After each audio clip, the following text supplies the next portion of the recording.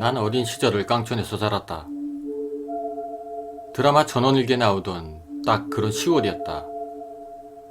동네 주민분 중에 한 분이 부업으로 구멍가게를 하시고 그마저도 바쁜 모내기철이나 추수철이 되면 문을 닫아버려서 과자라도 하나 사 먹을라 치면 자전거로 좋게 20분은 내달려야 되는 읍내까지 나가야 되는 그런 깡촌이었다.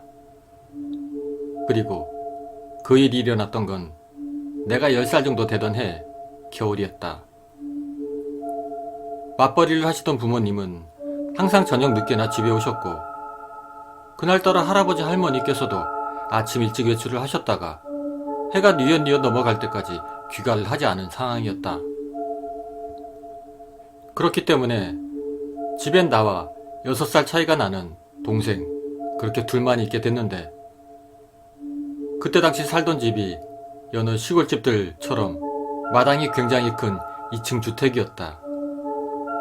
실내에서 계단으로 연결된 2층 집이 아니라 외부에서 옥상 가는 계단을 통해 올라가야 하는 그런 구조였었다. 원래 2층은 월세를 줬었는데 그때 마침 원래 살던 사람이 다른 데로 이사를 가면서 비어있던 상태였다. 그리고 집안에도 뭐 때문인지는 모르겠지만 안에서 물을 걸어 잠그고 쓰지 않는 작은 방이 하나 있었고 할아버지께서 각종 공구들이나 농기구를 보관하시는 지하실까지 있었다. 예전에 호기심에 한번 들어갔다가 내 손가락만큼이나 두꺼운 지네를 본 뒤론 나는 괜시리 지하실 출입구만 가면 지레 겁을 먹곤 했다.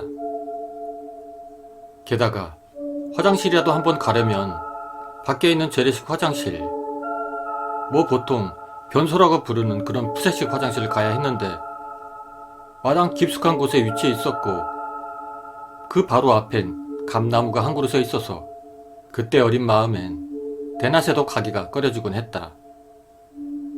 더군다나 그 시절엔 변변찮은 가로등도 하나도 없어서 저녁 시간이면 온 동네가 어두컴컴했고 쥐 죽은 듯이 조용했었는데 그런 와중에 이제 겨우 4살인 동생과 같이 텅 빈 집을 보려니 나는 무서운 생각이 들기 시작을 했다. 그리고 얼마 전에 안방에서 불을 끄고 아버지와 같이 봤던 토요 미스테리 극장이 생각이 나기 시작을 했고 한번 그런 생각을 머릿속에 떠올리니 그 뒤로는 별의별 생각이 다 들기 시작을 했다. 그래서 할아버지나 할머니 혹은 부모님께서 퇴근하실 때까지 밖에서 시간을 보내기로 했다.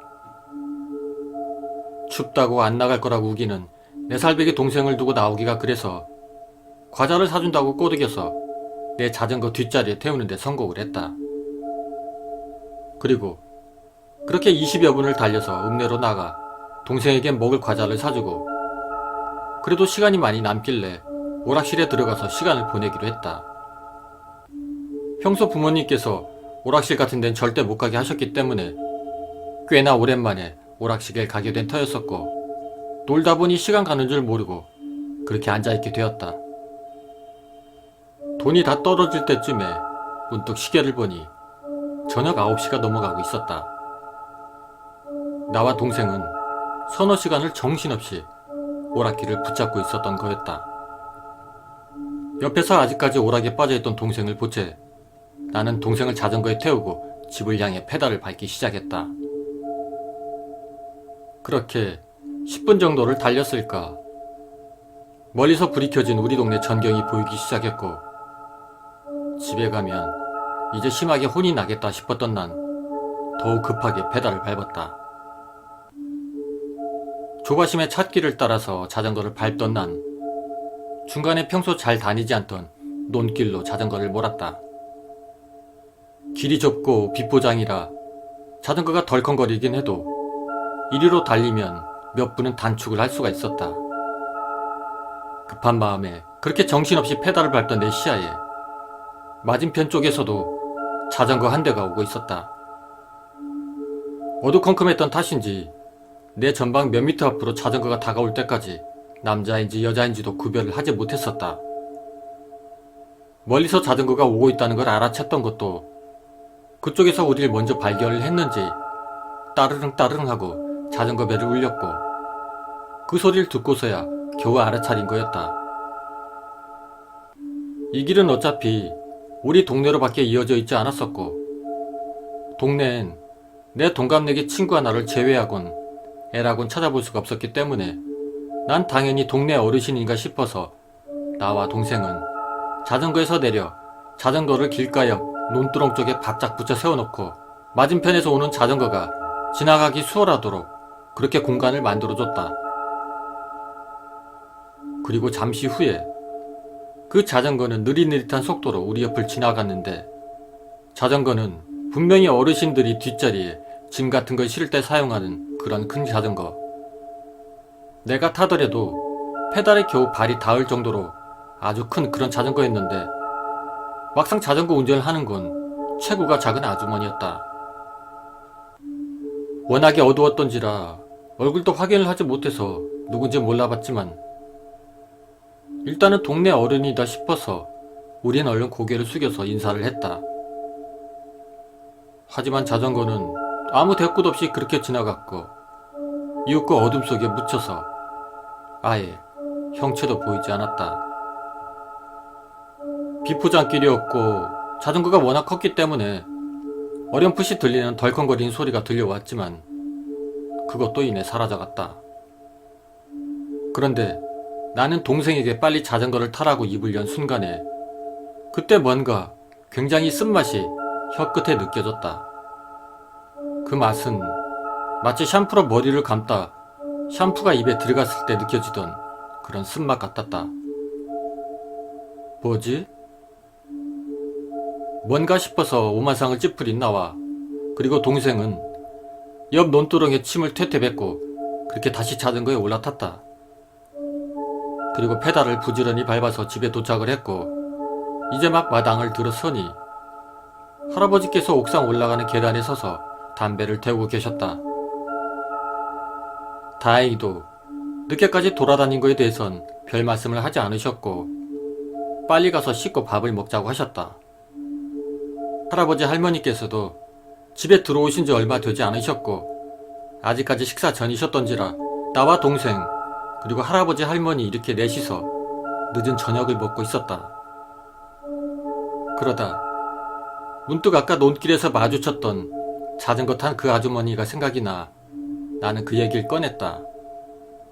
그러자 처음엔 별다른 반응 없이 내 얘기를 들어주시던 할아버지께서 내가 하는 이야기에 점차 안색이 험악해지시더니 내가 그 쓴맛이 느껴졌던 것과 아직도 그 입안이 쓰다는 얘기를 한 순간에 할아버지는 할머니께 밥상 당장 치우고 가서 몽둥이 가지고 오라고 무섭게 소리를 치셨다. 평소에 손자만 둘이라고 오냐오냐 키우시면서 우리에겐 언성 한 번 안 높이시던 할아버지께서 효자손으로 나와 동생을 사정없이 때리셨다. 그렇게 영문도 모르고 한참을 울면서 맞고 있다가 마침 부모님께서 퇴근을 하고 들어오셔서 그 광경을 보시고 급하게 할아버지를 말려주셨다. 그렇게 아버지가 몸으로 막아서야 매질을 멈추신 할아버지께서는 나와 동생을 무섭게 노려보시면서 마루에 나가서 손 들고 무릎 꿇고 앉아있으라고 소리치시고는 부모님을 데리고 안방으로 들어가셨다. 그리고 잠시 후에 부모님께서 나오셨고 아버지께서 나와 동생을 힐끗 보시면서 아이고 임마들아 읍내서 뭐한다고 해 떨어지지도 모르고 그래 있었노? 아이? 하시면서 꿀밤을 한 대씩 때리시고는 우리더러 빨리 들어가서 자라고 말씀을 하셨다.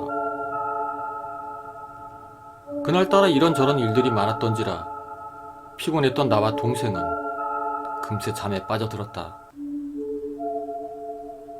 그리고 그렇게 얼마를 잤을까 할머니께서 조용히 우리 방으로 건너오셔서는 나와 동생을 흔들어 깨우셨다.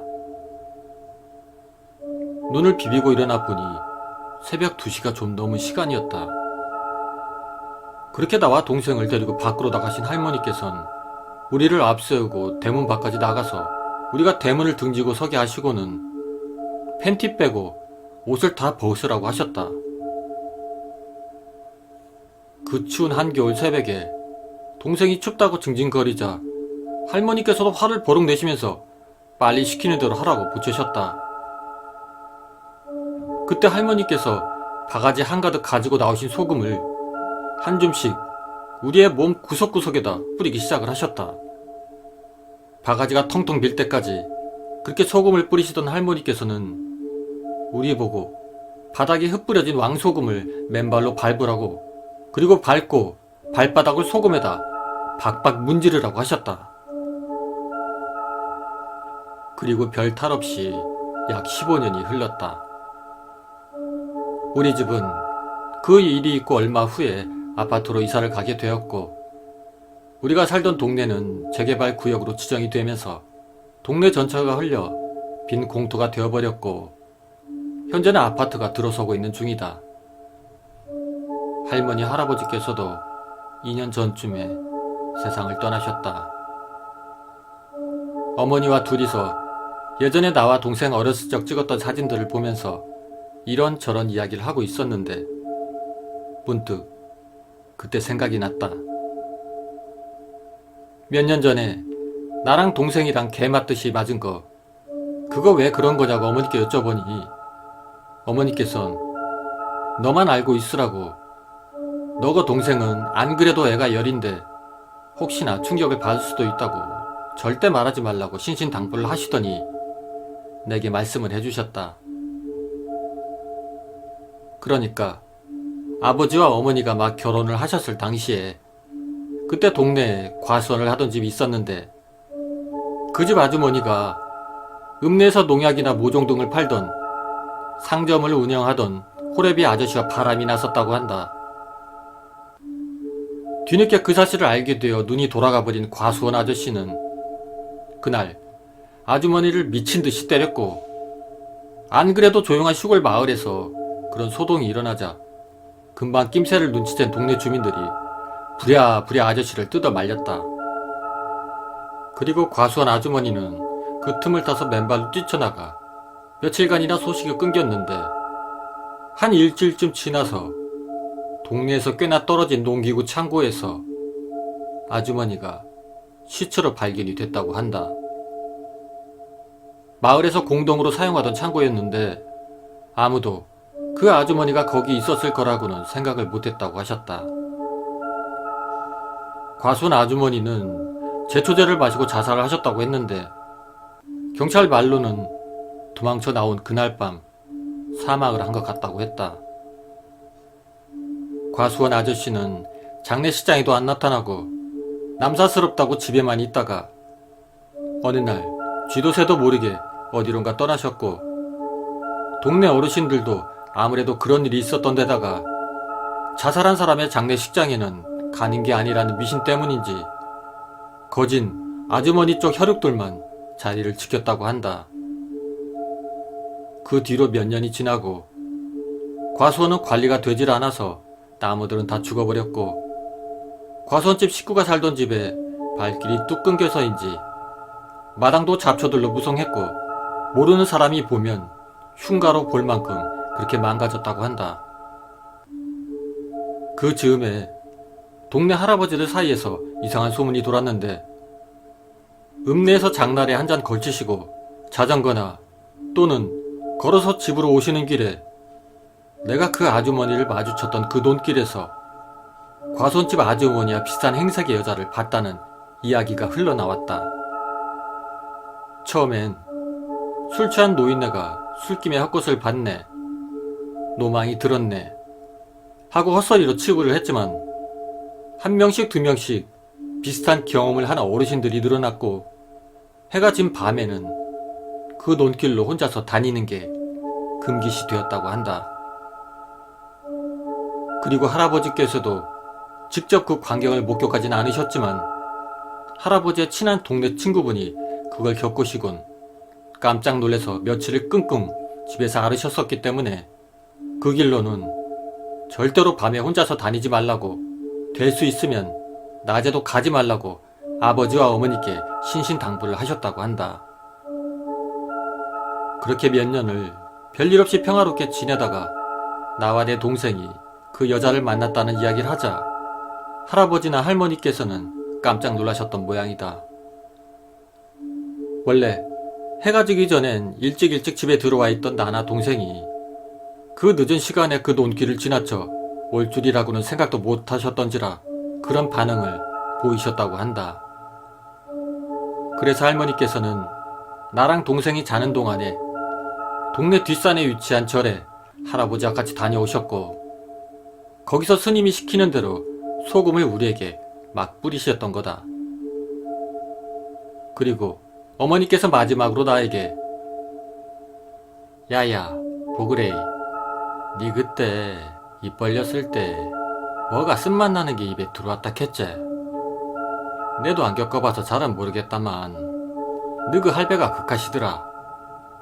너그 할배 친구분이 그 일을 겪고 나서 며칠을 끙끙 앓으셨을 때 있다이가. 그때 너그 할배가 병문안을 안 가셨나? 그런데 마침 그 친구분도 딱 그 얘기를 하셨는기라. 한 장 걸치시고 날도 춥고 해가 빨리 집에 가려고 그 논길로 걸어오시다가 딱 그 여자를 마주쳐 삐는기라. 그래서 놀래가 너 할배 친구가 입으로 숨을 헉 들이켰는데 마 그때 입에서 쓴내가 진동을 하더라 안카나. 근데 이따이가 그게 있제, 꼭 농사질 때 뿌리는 농약 있제, 그게 가끔 약 뿌릴 때 맞바람이 불어가 사람 입에 들어갔을 때 나는 그 쓴맛이었다고 안카나.